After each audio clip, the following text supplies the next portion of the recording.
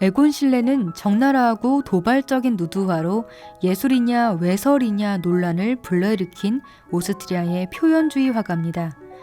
그는 16살에 빈 미술 아카데미에 입학해 예술적 재능을 인정받았지만 아카데미에서 배우는 전통적이고 고전적인 미술에 반발해 곧 학교를 그만두고 당시 오스트리아에서 이름 있는 화가였던 구스타브 클림트를 만납니다. 초기에는 클림트의 영향을 받아 클림트가 만든 빈 분리파에서 활동하며 장식적인 아르누보 양식의 그림을 그렸지만 점차 자신만의 독자적인 길을 모색해 표현주의 화가의 길로 나아갔습니다. 표현주의란 강렬한 색채, 형태의 단순화와 대담한 변형, 신비롭고 환상적인 경향과 사색적인 내용을 띠는 회화를 말합니다. 가장 잘 알려진 작품이 에드바르 뭉크의 절규입니다. 실레는 거친 선으로 기이한 모습을 하고 있는 인물의 몸을 그려 형태를 왜곡했습니다. 특히 그는 지금 봐도 상당히 도발적이고 적나라한 자세를 취하는 누드화를 많이 그렸습니다. 일반적인 누드화는 아름답고 이상적인 여체를 그리면서 중요 부위는 옷이나 손으로 가리는 경우가 많았습니다.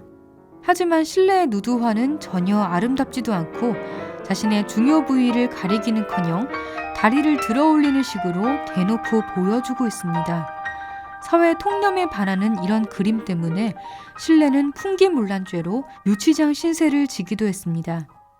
하지만 실레는 벌거벗은 몸이 인간 본연의 모습 그 자체이며 인간에게 내재된 원초적인 감정, 즉 의심이나 죽음에 대한 공포, 불안, 성적 욕망 등을 가장 잘 표현하는 것이라고 생각했습니다.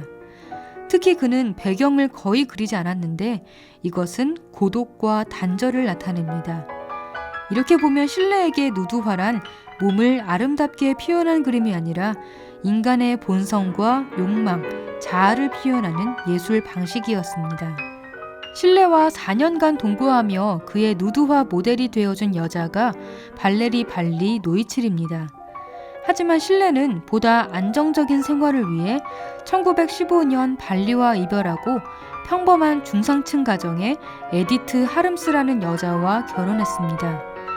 실레의 대표작으로 꼽히는 죽음과 소녀는 발리와 결별 후에 자신과 발리의 마지막 모습을 그린 것입니다. 복잡한 배경 속에 남녀가 서로를 끌어안고 있습니다. 그런데 끌어안는다고 하기에는 분위기가 이상합니다. 여자는 가는 팔로 남자를 올가매는 듯하고 남자는 초점 없는 눈을 허공에 두고 있습니다. 여기서 복잡한 배경은 실레의 심정을 나타내고 남자는 실레 자신, 여자는 이제 더 이상 연인이 아니게 된 발리입니다. 격정적인 사랑이 끝나면 남은 것은 이별입니다.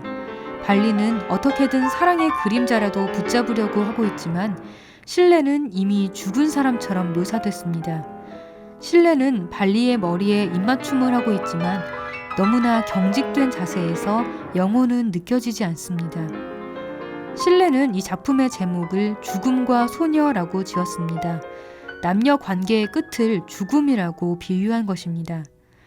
그는 남녀의 사랑과 이별을 삶과 죽음이라는 서로 떼놓을 수 없는 관계로 묘사했습니다. 죽음 앞에서 인간은 공포를 느낍니다. 4년을 함께했던 이들이 이별했을 때 더 이상 익숙한 삶이 아닌 낯선 삶을 살아야 하는 것에 대한 죽음과 같은 공포를 느꼈을 것입니다.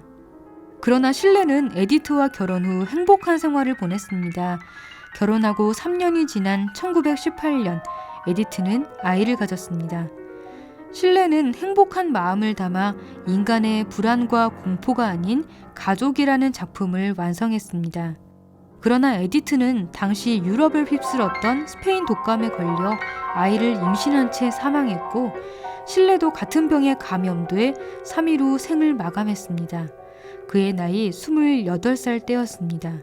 공교롭게도 실레가 사망한 1918년은 클림트가 사망한 해이기도 합니다.